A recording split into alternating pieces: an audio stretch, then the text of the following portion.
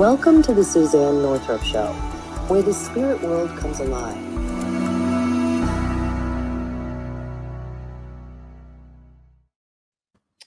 Welcome, everybody, to October, although where I am, it seems more like it's July, which I'm really not complaining about in the in the Northeast, one would say. And my guest is not complaining either because she's in Canada. So we're not even used to this kind of weather, but we're not complaining. It can stay this way as long as it wants. I'm really happy about that. So anyways, I've known this person, Lori, for a really long time. These are one of these people that I met like thousands of years ago, and and in between, every once in a while we touch base, and I have to say, Lori, you always send me some really wonderful thoughts and supports and emails, and I really appreciate it.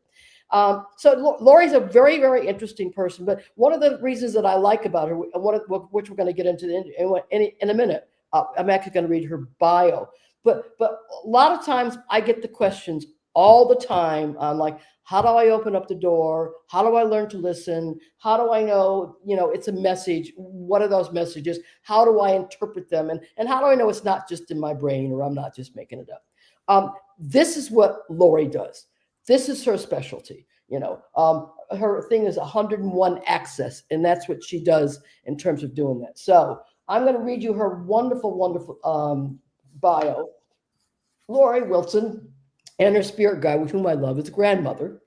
And she knows many people of the higher wisdom, and connecting with your intuition is a natural and part of your birthright. Knowing how to direct it and the number of sources in higher wisdom and skill is something we all can learn, which I know and you know, and obviously a lot of my audience knows as well. And we're going to explore some of those pointers. The wise perspective from grandmother, an ancient Shoshonee Elder channeled by Lori Wilson. And Lori, obviously, she's got this big connection to grandmother, and she channels her, and in her wisdom, so to speak. She's got a BA as a social worker, author, radio host, trainer, and founder of the Inner Access 101, which is we're going to talk about.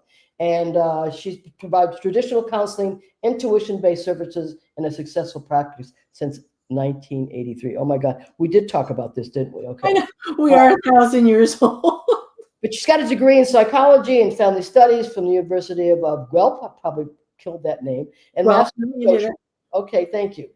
Changing the world with the inner trust to date of over 26,000 very impressive students, channeling medical intuition, past life regressions, business intuitions, and artist intuitions.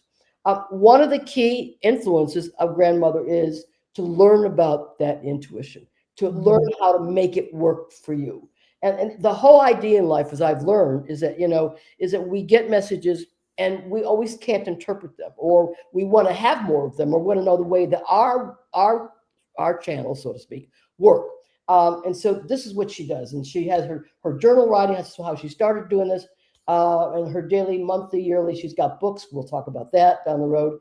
And actually, what we're going to do is, for those of you that want to sign in or on the list here, and we get your names on the list, then we can most definitely connect with you, and we'll send you like kind of a bio type thing, because Lori's very happy to send some of her ebooks to anybody that might want about them. So absolutely, yeah, all great stuff.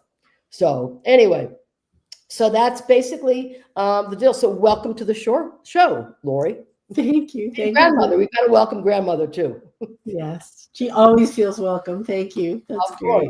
Of course, yes. So, I always try to because I know we always have to start somewhere at the beginning of our lives, how this happened for us. And I know you said some of yours started with journal writing, which is quite common for many people. But how did journal writing somehow connect with grandmother coming in, or did she start identifying herself, or how did that kind of that aspect happen?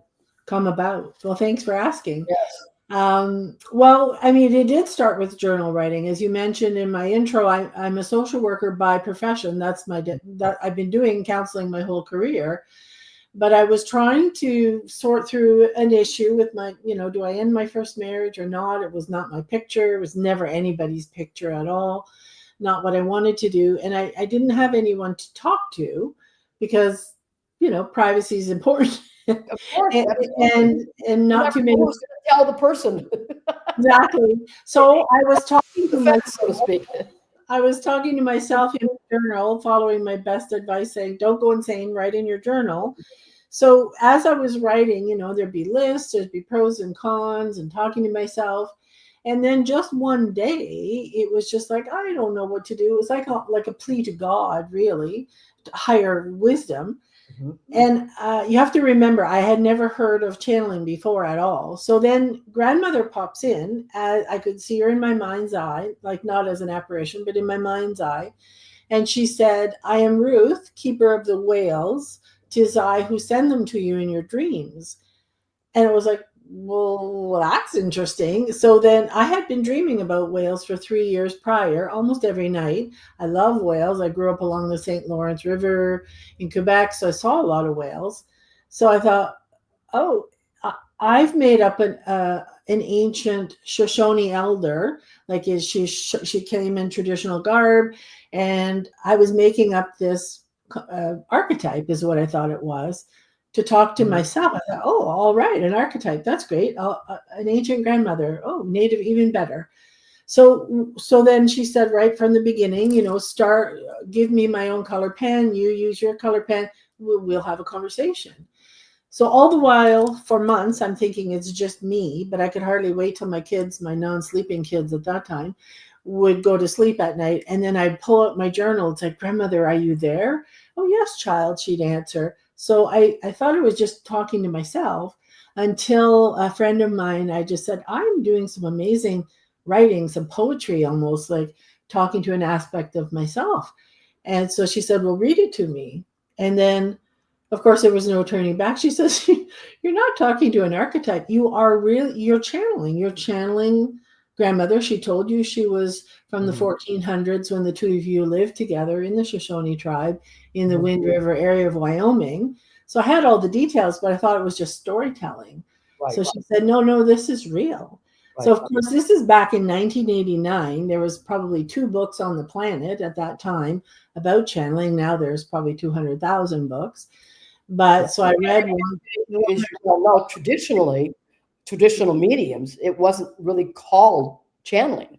No, it was called, mediumship or spirit connection or spirit communication or, all of the above. And it's interesting because, when you do channeling work, basically it's also trance mediumship work, which you're aware of. I'm sure you're aware of that. Well, I am, but I'm never in a trance, and we're not teaching our students to be in a trance. But I hear you. What exactly?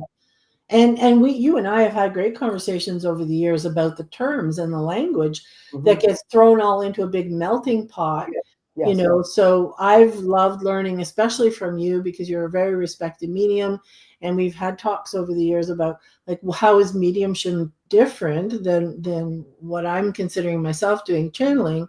And what I say to our students is, if you call yourself a medium, you're traditionally going to loved ones who have passed on for the messages. Correct. Whereas in channeling, at least the way that I'm teaching it, is you can tap into a number of sources of wisdoms, including loved ones who passed on, but you're always channeling that information from that source of wisdom, which I'd love to talk a little bit more about tonight. So obviously my main source of wisdom is grandmother.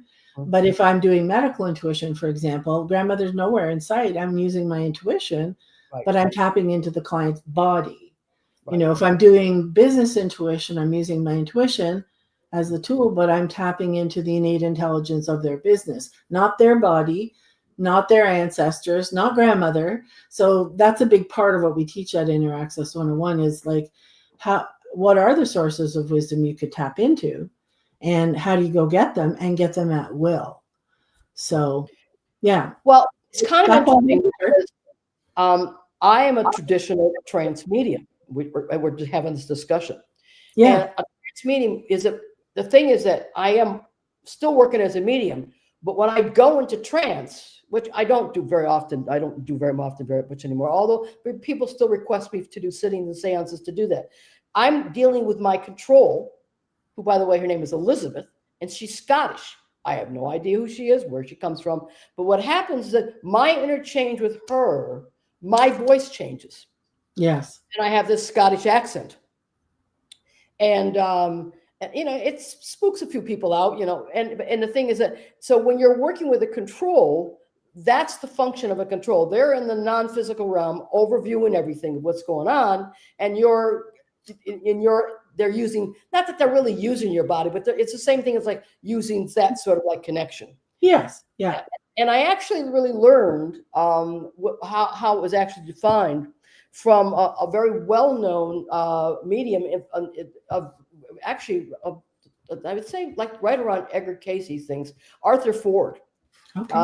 I'm sure you know who Arthur Ford was. And what happened is he started channeling, and he was channeling this guy Fletcher, who he was in the war with, and Fletcher had died. And so when he started to working, Fletcher sort of showed up in his session. So that was actually where I first really learned that process of trance mediumship, Right. Which, by the way, I don't have to tell you, not very many people really do it. A lot of people claim to do it, but very few people really do it, and probably do it really well, So it's different, but it is sort of the same in some ways, but it's also different than another. So I think it's kind of interesting that we had, these sort of parallel sort of connections with, how we connect with, the spirit world. Those higher realms, exactly. Yeah. Well, and I've asked grandmother over the years too, like why was it more common historically for people to do things in trance, whether it's channeling or mediumship or, just speaking in tongues. And she said, the veil between the everyday walking world, the world we live in, and the spirit world was historically so thick, like so tightly knit, that you really either needed to be highly trained or be hit by lightning or have a huge discipline in your life, where all of the work went into just trying to pierce that veil, or you would take a control or an ambassador or somebody else like to help you pierce that veil to go get the wisdom. Whereas since the late 1980s, that veil keeps thinning and thinning and thinning. So we don't have to go into a trance to get the information or to have access. That it's just easier and easier to do, which is why so many people ask that question. And I know we've talked about this before, which is, how will I know I'm not making it up? It feels like I'm making it up. Mm-hmm. And that's one of our guidelines that we teach is it will feel like you're making it up, because it's not hard to go get the information, and not as hard as it was historically. So the other thing about historic is that, in those days, proving was a big deal. You had to prove you were talking to the dead person or the other one. Yeah. And so, you were really, they did some really awful things to people in the process of that. And I could tell you a few of them, but I won't. But like for Edgar Casey, for example, what they did to him. And so, so it was this mega prove me stuff.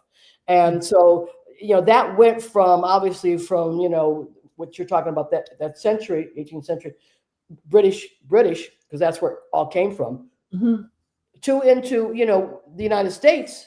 In like the, the 60s and the 70s, or I would have to say probably earlier than that, because Casey was around, I think the 1900s. So, and he was, he well documented, yes. Well documented, and the stuff that they put this man through was pretty intense, to say the least. So, I think because now, as you said, there is so much going on, and so many people that are doing the work in one way or another. I think probably just by the mass of the numbers, have something to do with that wall opening. Shift in that. If you've taught 26,000 people, that's a lot of people. That's a lot of people. Yeah, and part of why we've been so passionate about it, obviously, because. And there's not been anybody that's not been able to channel higher wisdom. But that's one of the biggest stumbling blocks, is they're saying, I thought it would feel different. I thought I had to go to this zone, or I thought it would be like in a deep meditation. And it's like, no, part of the guideline. If anything, is contrary to that. Yeah, It's you know? very easy to do, but a big part of the, a pointer of a tip I can give your audience is, like, one of the things I feel is really important, because it is so easy to do, is to have some type of formal opening and closing to your process, so that you can distinguish for yourself. I'm turning my intuition on, and now I'm turning it off, because historically we were just so thrilled to be able to get anything. We didn't think about having Right. an on-off switch. Right. And now you don't want to be picking up on things left, right, and center all the time. No, it's like people say, like, do you walk around talking to dead people? They go, no, I'd be more out of my mind than I already am. And, and not only that, you're not supposed to. I mean, the thing is that, and it's my beef. Maybe your beef too, but my beef is that, with all the advent of so many people, not to mention, I mean, I'm not talking about just channeling for themselves or connecting for themselves, but have gone professionally. And, and unfortunately, a lot of these people, number one, they don't have the backup like you and I do of time, of ethics. Because when we were doing this 40 years ago, ethics were like on the top level. And I know that the people that I study with, and probably the people you study with, is that these are the do's and the don'ts, and you do not cross that line, because you're going to have a rug pulling party that you don't know what the hell hit you. And I used to always say that to all my students for years. And I go, like, don't be going down a road that you shouldn't be going down, because you're responsible. You're responsible for information that comes out of your mouth, because you're affecting people's lives. And when you're dealing with great loss and grief, that's unto itself just a whole process. Yeah. Well, and again, for myself as a social worker, it's like, I don't want to know things about people privacy wise unless they tell me. Right. So I follow that same guideline with our students, is like, just because you can know things about people gives you more responsibility, as you said. Make sure you're clear with them. This is how it works. I'm now opening up to this higher knowing. I'll channel the information that I get, and now I'm closing it. So I'm not walking around knowing more things about you. To me, I use the example of your bank account. We would be mortified if anyone just had access to our bank account. That we all know that that's unethical. So why would I have access to someone's life, their hopes, their fears, their dreams, their worries, their body? Like, it's our responsibility to hold that ethical privacy.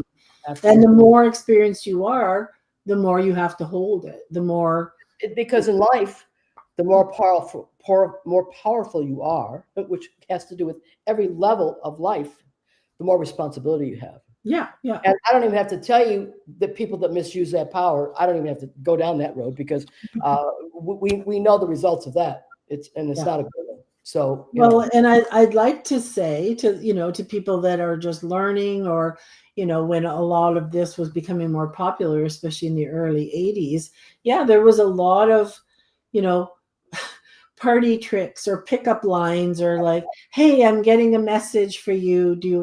But there was not like, do you want me to give it to you? It's like, I don't want anybody to get messages about me unless I ask them. Exactly. But we were just so excited and kind of finding out about this new shiny toy of intuition, that some of those boundaries do get crossed. But once you realize that's happening, it's like, oh, well, now what do I do? People will say, I can't turn my intuition off. To which I say, when are you turning it on? You need to find a signal or a symbol of being able to turn it on. Yes. Well, for us that have been around this for a really long time, when I first started my profession, the only place that you could actually work were psychic fairs. That was it. There was no other venue. There was no other hay house. There was that was it. Psychic fairs is the only where that you could actually go and see mediums and all that other, everybody that did whatever, tarot card readings, astrologically, were psychic fairs. But for those that did the psychic fairs, you always knew who knew the background, because I did this work for several years before I would do it professionally, because I kept saying, like, no, I'm not going to do this, and of course everybody upstairs said, no, yes you are, and I'd say, oh no, I'm not. We did this back thing for a few years, But one of the things and particularly if you worked out of any, which you would probably know, spiritual churches, one of the things that you would always do is when you would be standing up there as a medium or as a psychic, whatever it is, and there'd be in the audience and you were given messages, the first thing you would do is, may I come to you? May I come to you? Yeah. May I come to you? That's the first thing that's the absolute first thing, because you're not allowed to enter vibration without permission, period. Point blank, end of conversation. Yeah. So those are, and this is obviously all you guys that are tuning in there. This is what we call everything in life. There's the ABCs of this, and then there's the ABCs of math, and then there's the ABC, and these are basic foundations, and it's the basic foundation of this work. Yes, and I do find, and again, this is not preaching to the choir for you, Suzanne, but a lot of the material that's out there, a lot of people who are popular now, we have all this social media, so this is becoming really popular, and a lot of people are regurgitating some of the mindset, let's call it, of the late 70s, 80s, even the early 90s, really, where people would walk around and say, well, I have this gift, which it's not a gift, it's a skill. And if I get a message, I'm obligated to give it. It's like, no, you're obligated to find some boundaries. You're not obligated to do anything. If you're obligated to do something, there'd be a reason why that interchange would be taking place. Exactly.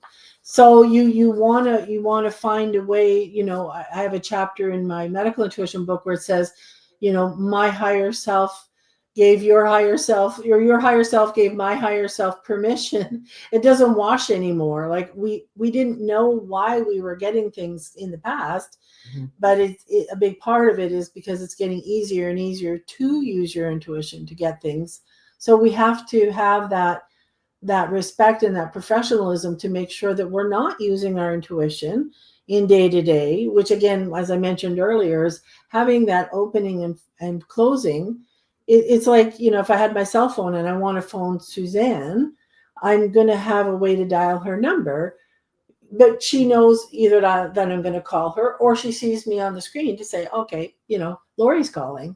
Right. But we have to have that way of having an opening and closing. And it can be just simple. It can just be a breath, or it can be, a little prayer or mantra. It doesn't have to be big, elaborate. No. But then we're... And you got your permissions, feeling it behind, or feeling it with your head, or sometimes people's hands get hot, and you got to know what it is that's your connective link. Exactly. Yeah, and you'll know the difference. It's like my field is very, very hot, like hot mic, my whole back. So when I would do a radio, which I did. Thousands. I don't think there's a radio station in this country that I didn't do. I was really strong with everybody in the studio. Go, listen, you can't walk behind me while I'm working. You just can't do it. You got to either place me in a corner, right, or somewhere where nobody's going to be walking around me, because my field is wide open. Interesting. Okay. It's the same thing why I didn't like to work in the round in theaters, for the same reason. Yeah. Yeah. So that's just my high sensitivities, which I'm sure you have the same thing. And when you have those high sensitivities to your connection, you got to honor them. You have to honor them. Well, I don't have the same kinesthetic response or body response, but for me, I just have a specific way. I always look off to the side when I'm channeling. So later, if we have some guests and we want to do a message for them, you'll see I take a breath.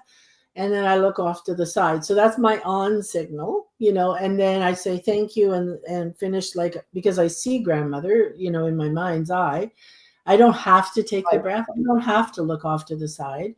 But because I don't have as marked of a physical experience, I want to always do the same thing. So I know I'm going to get her, and I'm thanking and saying goodbye. The other thing I was going to mention too to the listeners is that, if you're wanting to really hone your intuition, decide first kind of where you want to plug into, like what source of higher wisdom do you want to tune into? Because we historically, again, I use that word a lot, historically, we were just so happy to open up our intuition, that was all we focused on. It's like, well, now that part's simple. You just, but where do you want to direct it? Who do you want to channel? What source of higher wisdom do you want to connect with? Is it an angel? Is it your ancestors? Is it loved ones who've passed on? Is it your own spirit guide? Is it your higher self? Is it your body? Is it your client's body? Is it the pets? Is it the tree outside? Like anything that's sentient, we can tap into, but people don't realize they should direct their intuitions, or I think they should direct their intuition somewhere, as opposed to just saying, now I'm all intuitive, and you're receiving all kinds of information, but you don't necessarily know where it's coming from. So for me, I reverse it. It's like, I would say, don't even bother opening your intuition unless you know where you want to go for the answer. Right. So that's what we teach our students anyway. It's called when you hit your source, babe. Yeah, hit your source. There you go. And you know what that is, because you know how it feels. Exactly. Yeah. And the more you get experience with different sources, you will know, how does a loved one who's passed on feel different than the trees, or than my pet, or than my body. They all feel different. And it's interesting, because it's true when we connect with our loved ones that have crossed over. There often, as we all know, there can be emotional stuff. Sure. And because of emotions and grief and all the things that go along with, losing somebody and wanting to connect with them. But in the process of tuning in, which is what we're talking about, and listening, it's like anything else. The more you do it, the more you'll know how that connection happens. Exactly. Yeah. And the importance of that connection. Yes. So I just want to do one thing here real quick here. I want to give everybody your information, how to contact you, Laurie. Your name is Laurie Wilson, and is it the 101 Access? What's the best way to contact? Our company is called inneraccess101.com. So you could type that in, you could get to our website. We do have a YouTube station as well. So for the life of me, I don't even remember what it's called. But if you type in Laurie Wilson Inner Access 101, it pops up. Yeah, and the thing is, of course, you can always go to my webpage, and this is going to go, by the way, in YouTube and Facebook. But you can always go to my webpage, and you can check out late guests I've had, and you can find anybody that's been my guest. You can go to my webpage and and I'm sure Stephanie can put the address. I'll give it to her in the show notes. So you'll have that in the show notes as well. Beautiful. So it's in saying all of that. If there are some questions somebody wants to ask, sure, you can certainly put it in the link on the right, and punch in your question. And I would say that, if we have, as we get, maybe toward the end, like whatever 20 every quarter of, if somebody wants to call and maybe get a message from grandmother or something, we can certainly open up the door for that, the next 15, 20 minutes. But in the meantime, if they're just questions, we can answer them if you put them in the question box, whatever it is called, the comment box. Chat. I love it, Suzanne. You sound just like me. It's like the thing over there. Right, yes. It's the thing that's on the right where everybody's number and name number come through, and they say hi to everybody, and it's great because we get such a nice sort of crowd of folks. I have to sort of say, which I've always been really, really, really pleased about, and stuff. So, but like I said, I know I've had you on my show a little while ago, but it's been a little too long, and I just thought, like, let's have some words of wisdom from grandmother. And so let me ask you this, Laura. I can't imagine that this would not be a question as well. But do people? Okay, so some person wrote in here. Sometimes I feel someone touching my hair. How do I confirm that is happening? Okay. Well, so I mean. Probably if you're feeling that, something's happening, right? So it could be your body giving you a signal, or what we would call a body cue. So my suggestion is just to close your eyes, just to say hi and welcome, and then just see who pops into your mind. If it could be a person, it could be, a group of guides, it could be, a sound, it could be a lot of things. It doesn't always have to be someone in spirit. So if you have trouble doing that, then just maybe I'm big with drawing, sketching, doodling. So there I am, there's my hair, in a stick figure. And then just invite that energy that's trying to communicate with you to show up, and just take the first impressions that pop into your mind. Maybe it's just like a big swirling green light. It doesn't, you don't have to say, I know what it is, now I'm going to draw it. Get to know what it is through drawing it. So use that creative process of just seeing what it feels like to you. If you want, if I could just check and see who it is, you can always ask somebody with intuition to check too, but I'm also would, it's lovely for you to find out yourself. Sure, absolutely. Yeah. Okay. So if you want me to check, then I'll check. If not, then that would be, yeah. Do we want to put her in the room? She can only be in the room if she has a duck. I read the note. She has, let's see, hold on a minute. No, she doesn't have a duck. Okay. Sorry. But we can still check. We can still check, but she's on Facebook, so she doesn't have the duck. But I do have another question, actually, that does have a duck, but I think I can ask this question to you. And you can go. I'm going to take it from the person's name, that she's either involved in some kind of psychic work or something of that effect because of the way she's phrasing the question. Does grandmother have any predictions or comments about earthquake on the West Coast in 2026? Okay, let's ask grandmother. So again, as I said earlier, I just take a breath, ask her to come into my mind's eye.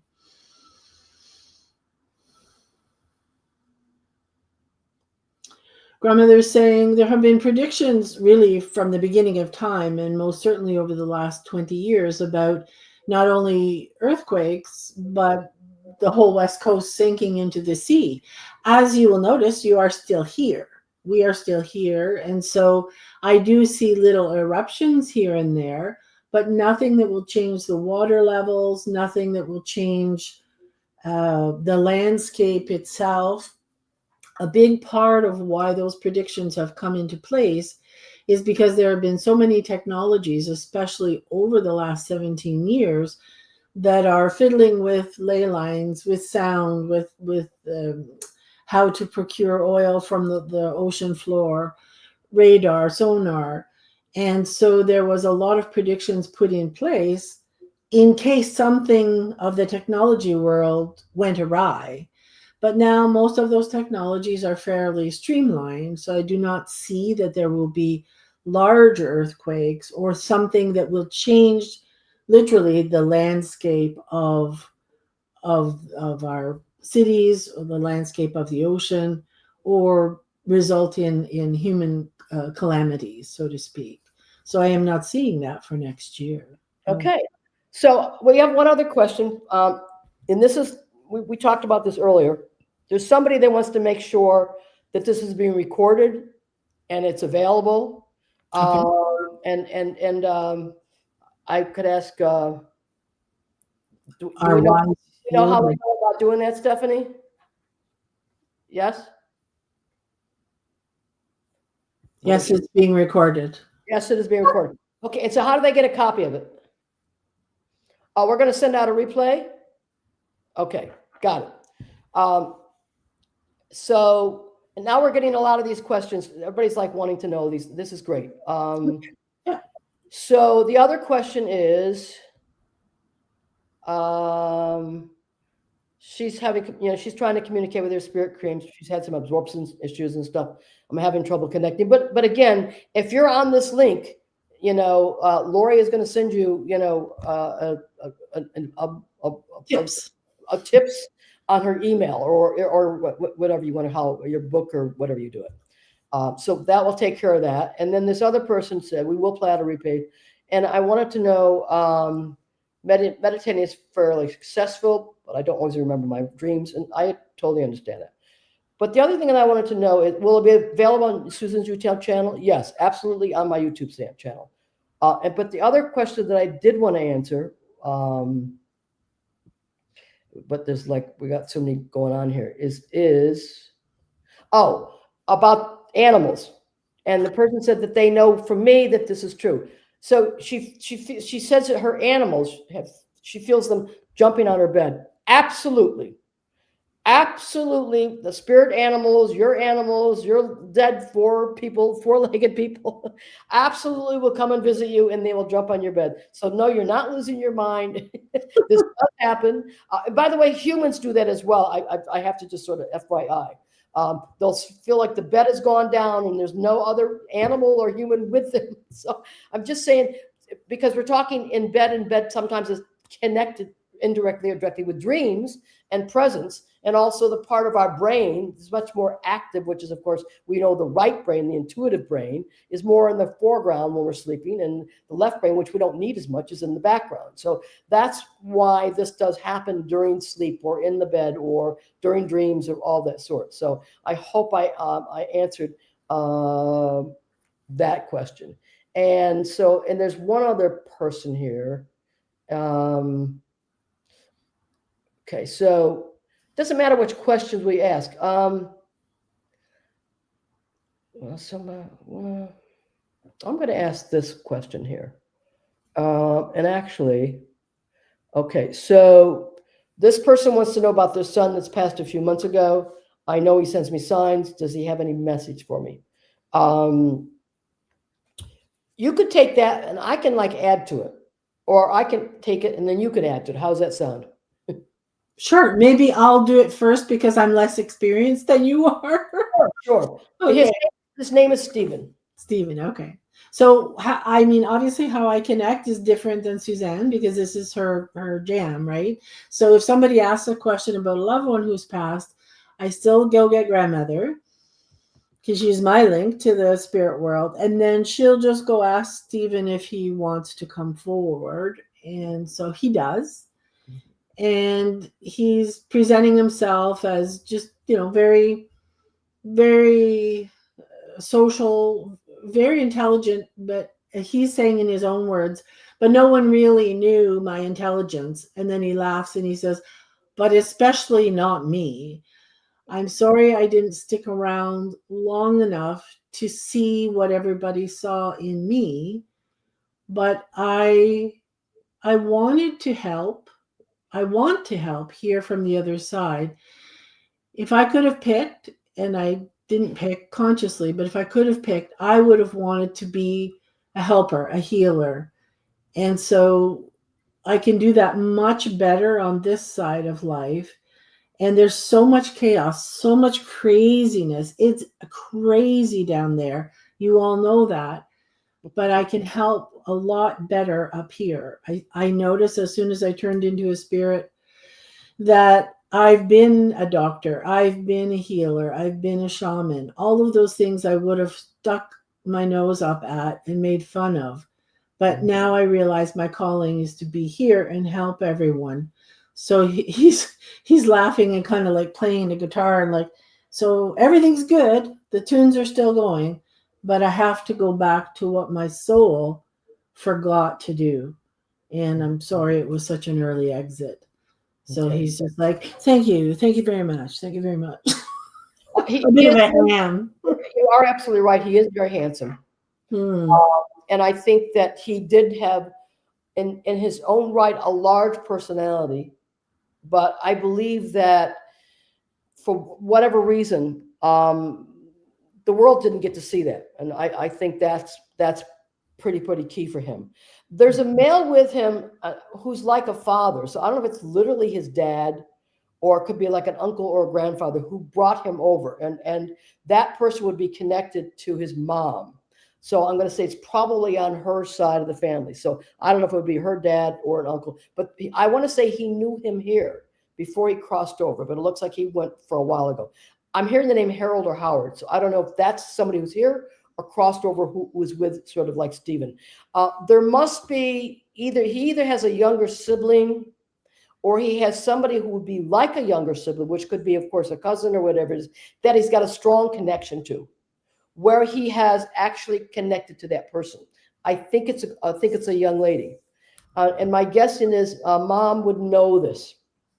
So that's what I'm getting here. Oh, and one other quick thing, speaking of animals, there is definitely a dog with him. It looks black. If it's not all black, it's pretty dark. And I want to say if it wasn't his dog, it was a dog he was extremely connected with. And he wants his mom to know that that dog was also here when he went over. And one last thing here. There's also a woman there, and I got to assume it's also an aunt or a grandmother. Speaking of grandmothers, who always used to wear one of those like those house dress things. I guess they're called house dresses with the flowers on it, whatever it is. He might not have known her, but his mom would have known her for sure. So I hope that helps out, Christy, and you can certainly give us any comments in the box or whatever it is about it. And there's one other person that's wrote about this, and she's saying yes, great. And we can sort of do that together, but she's looking for evidential mediumship. And it's interesting because she wants a tip on that. And I think one of the things that we've actually been talking about is exactly that, is that, sometimes when we're in the process of, opening our doors, opening this process, we get very hard on ourselves. And so, we go to the level of proving, which I understand that's what evidential mediumship is. But I think in your process, because she says it feels chunky and missing in a flow, I think that if you don't label it, then do exactly what you're talking about with grandmother. If you don't label it and it has to be just that, then what you're doing is that, you are allowing the flow. Yeah. You're letting the flow to come in the way it's working for you and not all of these other, labels that go with it. Yeah. Well, I mean, it's a nice contrast to see both very different styles, right? Your way, the spiritualist church trains in plug in by getting those specifics. Yes. Whereas for me, if I had to commit to a specific, I'd be terrified to even try. I'll go to something that's familiar. Grandmother, she lives in the spirit world. Start with connecting with whoever the loved one is, and then presuming that as it gets, as their personality shows up, we call it in our classes, they're sort of flashing you their ID card, like some of their quirks, or like nobody actually has this address or a guitar up there in the spirit world. They're all just beams of light, but they show you some of their ID qualities or characteristics, or sometimes their language. If I make sure if Stephen's talking, I don't need grandmother to tell us what he's saying. I want to get it in his words, because his personality will show up. So that may be providing some more comfort or evidence to the client or to the person asking as well. So it's two very different ways of getting there. Yes. Yeah. Yes, absolutely. Well, I think that for me, and in what I tell people is that I think the biggest probably barrier, if that's a word, or a process of not doing it, is just trusting. The trusting process is so enormously important. Yeah. And by not doing the trusting process, you're already kind of creating the walls or whatever it is. Yeah. And it's like, sometimes you just got to take that big leap, I know jumping in the cold water is cold, but damn it, sometimes you just got to do it. Yeah. Well, and to trust those first impressions, Suzanne, just like you're saying, because if you don't go with that one nuance or that one piece, it's like, then the next piece isn't going to come after that, because you're just stopping yourself with your own mind and your brain. Exactly. And it's not even the same vibration of being open, like the busy beta brainwave patterns are not where you want to be when you're doing anything intuitive. That's more the relaxed alpha brainwave pattern. So the more you stick your brain in there, the more chunky it's going to feel, like your audience is mentioning. Right, and that's what I was sort of saying, that really is the difference between the left brain and the right brain. Yeah. And you gotta put the left brain to the side. To the side. Not go through the would have, could have, should have. Was that really a message? Was it? And with that, because that becomes analytical. And if it becomes analytical, you're exiting the right brain, which is where this is going to be coming from. Exactly. Yeah. that's like I said, you have to do that big step and leap and just sort of trust it. Yeah. Whole lot of trust in this field. Yeah. Well, there's a whole lot of trust needed in this world. And I would say that, I think that, and I'm sure you've experienced it, that, that a lot of people are going through a lot of emotional, mental stuff. And there's a lot of, stuff out there floating around, so to speak. And sometimes that creates us to maybe be a little nervous about being open. Sure. So in the process of that, what you also need to do is you got to always protect yourself. You're in a situation you're not comfortable. You always put your left hand over your solar plexus, your right hand over your left hand. Say, "Be gone, you're not of me." Anytime you're in kind of a comfort zone. I used to tell my students when I used to teach in New York, after the class, I go like, okay, so if you're on the subway or however you're getting home, and you don't feel right, or somebody sits next to you, you don't want them there, put your left hand over your right hand and say, "Be gone, you're not of me." You'd be shocked how many people move. My students used to think I was out of my mind when I would tell them that. Started doing it. There's a way to get more space around you for sure. Yeah. Plus, in the New York subways, that well, they're not so. Not I can't say they were so bad after class because it's not that late. But but that's and that's in any situation you're in. I don't care. You walk into a room and something doesn't feel right. Listen to that. There's a message in that, and that message is like either leave or or protect yourself or something, because that's what's happening. Yeah. Well, and it's interesting because in my work, we don't so much talk about protecting, but we talk about tracking it. Like if something's happening and you're noticing that something doesn't feel right, exactly as you said, it's like take that moment, drop inside with your intuition and track or pay attention to what's off, and ask questions like, is this mine? Is it someone else's? Does something feel yucky? Is it the person? Is it the day? Is it what I just learned? Is something going on with somebody in my family? Not that you want to play 100 questions, right? But if something just happens all of a sudden, there's you can use your intuition to flush it out a little bit as well. Yeah. Right. Absolutely. Were there more questions that people had that I can't see anything on my turn? Okay. See. Yeah. Okay. So she agrees. She says, sometimes I feel like I am blocking myself. Absolutely right. So that's great. We know that one.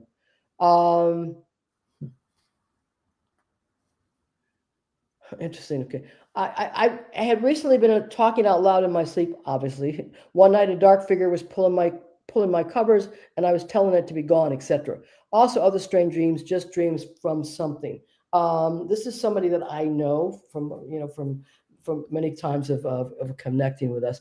Her husband thought she was talking to him. Of course, she wasn't talking to him.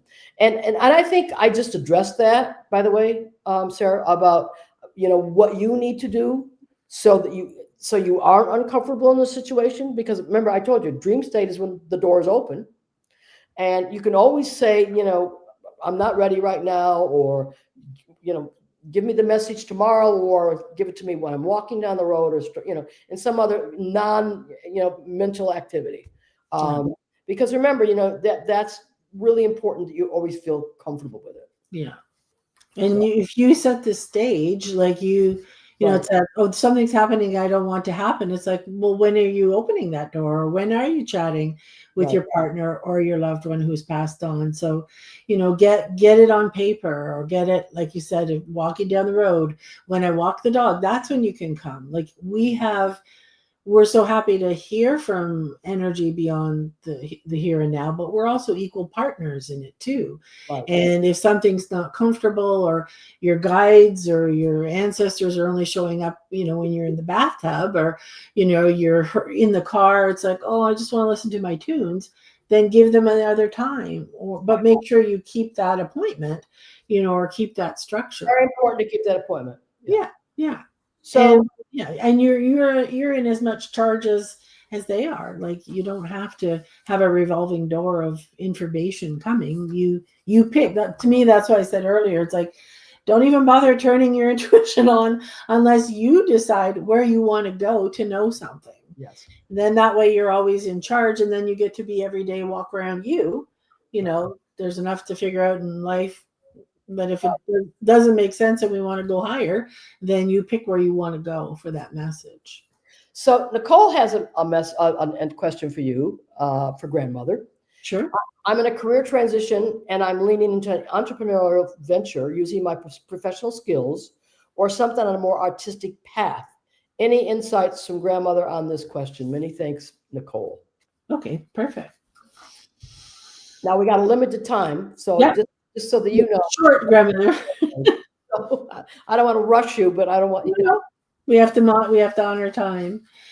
Grandmother's saying the entrepreneurial project that you have had in your mind for the last 15, 17 years is a good idea, but it is too much work at this time.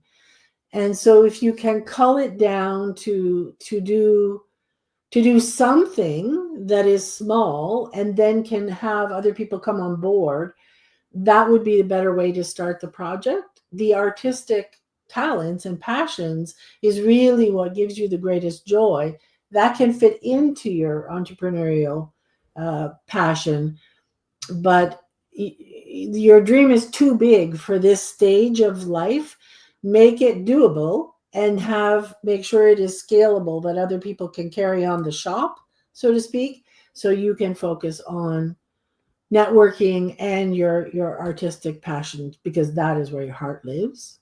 And so thank you. Very nice. Beautiful. Yeah. And I think that's, first of all, I think that was great advice, by the way. And I do think that, sometimes when we have a vision of what we want to do, and, I understand, like, sometimes you see a bigger picture, and that sounds like that's what Nicole is seeing.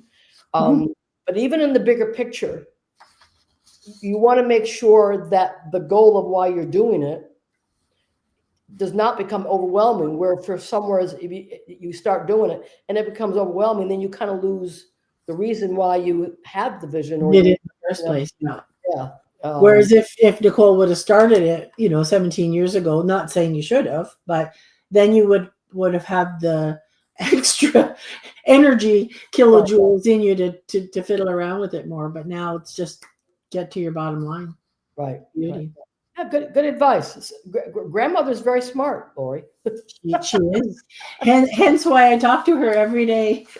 We do a daily, and I'll give the link to that to everybody. We do a daily inspirational focus every single day, 5-minute focus on the energetic climate of the day. And I've been doing that since 1996. Wow. And it's amazing how she can keep us on track, and a monthly focus as well, because life is just so weird. And if we don't have a perspective, it's easy to get lost, as we all know. So she's there for us. Yes. And I think, and the other thing that I think is the opening should also, on some kind of another level, make you feel good, make you feel protected, make you feel like you have access to that when you need it. Yeah. And it's like, when we're in like trauma in our life, that's not always the best time to ask for a question, because you're in that trauma at that moment. And, and you may get, blindsided, so to speak. So like, say, give it to, like you said earlier, like, give it to me in a moment when I'm able to pull it in. Yeah. Or when I'm just walking down the road or in the park or by the woods, or wherever it is you're comfortable. Because, and see, somebody else is going to check out your daily inspiration already. There you go. It's there. And she's got a duck next to her, so she's okay. The duck group. I think I'm in the 5th grade. I think I'm in kindergarten. Duck, duck, goose. But anyway, so maybe that's how they got this in here. So this person said, unfortunate that I am in a profession that does not have a mandatory retirement age. That's good. However, I'm still uncertain about retiring. Does grandmother have any insight? That's Nina. Okay, Nina, we'll do short answers. Short answers. Grandmother says, what is going to be most helpful for you over the next 5 years is, yes, continue to do what you love, but start to put some of your monies not in anything frivolous, but into something that is a good investment, not someone else's business, but a good investment that will grow over time. And you will find this being almost like a second job. You need to have advice, yes, from a financial advisor, but look into this time where there is so much changing financially, and even into the crypto world of all things. You are brave enough to put some of your pennies into that, and it will grow exponentially. And so be playful with a certain amount of your earnings over the next 5 years, and that will grow like another part-time job. You will be very pleased with that. That's great. Thank you. Perfect. Beautiful. Good advice. Very, very good. And I know we have to cut off soon for a second, but it did feel, can I just quickly go back to the woman that talked about something touching her hair? Because it's kind of stuck with me, and Yes. That's all right with her? Obviously, she asked the question. Okay, No, so it's fine. It's fine. let's have grandmother just shed light on what that is. She says, it is not a specific person, but more a group, a collective of guides that comes to you and just gently strokes your hair, reminding you of your wise times, reminding of when you were with these women. They are all women. And it would be very similar to the times you would read about in the book of Mists of Avalon, where these were your sisters that knew magic, that knew the traditional herbal ways, that knew all the ways of healing and energy before life became such a fight. And so they come as a collective of guides, not angelic beings, but a sisterhood that wants you just to calm down, slow down, and remember your times with them in the days, literally, of Avalon. Mm-hmm. Thank you. So if you've not read that book, Mists of Avalon, it has a very similar feel to that tradition. Books, yes. Yeah. That could be cool. So guides. Yeah. And the thing is, I think, even if there's an intent of a person or a situation that she wants to connect to, the point is that, we don't always have to focus on a one person, because sometimes it's a team, and there's it's there to sort of like help us and let us know to open up the door and what opening up that door is all about. And so, and sometimes it's the team that also can make those connections with other people for us. Yes. So, and I would encourage people to, especially this day and age where there is so much recycled material, literally from the 80s, like online and in social media, because people are reading that and say, oh yeah, that's neat, I'll make it fancier. And it's like, okay, why don't we instead get curious and excited about the unknown and find out for ourselves what things are. And it doesn't mean you don't read or don't listen to experts like Suzanne or people that have been around a while, but also get curious, because what we might think, or someone else might think, or a book told you this phenomena might not be that for you. And it may not work for you. Exactly. So it's like the more different, the better, because then why in a trillion years would you make that up? Mists of Avalon sisters are touching my hair. What? Right. Like, why would you make that? Right. No, exactly. And the truth is, it's like a teacher. You can have a really great teacher, but that teacher may not work for you. You just may not vibe with that teacher. Yeah. So, bring in the information that is presented to you, because it's being presented to you for that reason. Yeah. Well, you can hardly tell that we'd like to keep talking for 4 more hours. Right. We can't do that, because we're going to be done in about 2 seconds here. So just real quick, mention your information to everybody, Laurie. Laurie, it's Laurie Wilson at inneraccess101.com. Again, you can find our website, has a ton of things on it, and our YouTube station has some of it, but our website has most of everything there. And we'll put the links to that, I think, in the show notes as well. And that's on the daily inspiration too, as well. Yeah, daily inspiration, monthly inspiration, yearly inspiration. We have an evening with grandmother once a month, all things grandmother, and a ton of courses, a ton of 2-hour webinars. I think we have 70 courses on there. There's lots to look at. So, you know, I like I said, I've known Lori for a long time, and I kept thinking, I always think, I can't help thinking, what would be really good for the group tonight? And I thought, like, you're perfect, because there's always people have all these questions about how to open up that door. And so you did it for us. You did it for us. Well, So, my honor.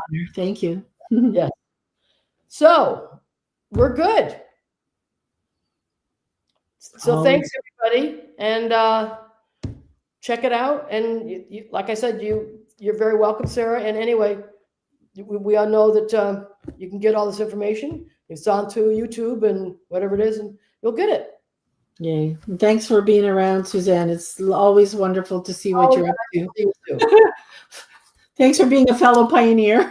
Of course, you too. Yeah. All right. Be well, guys. Take care.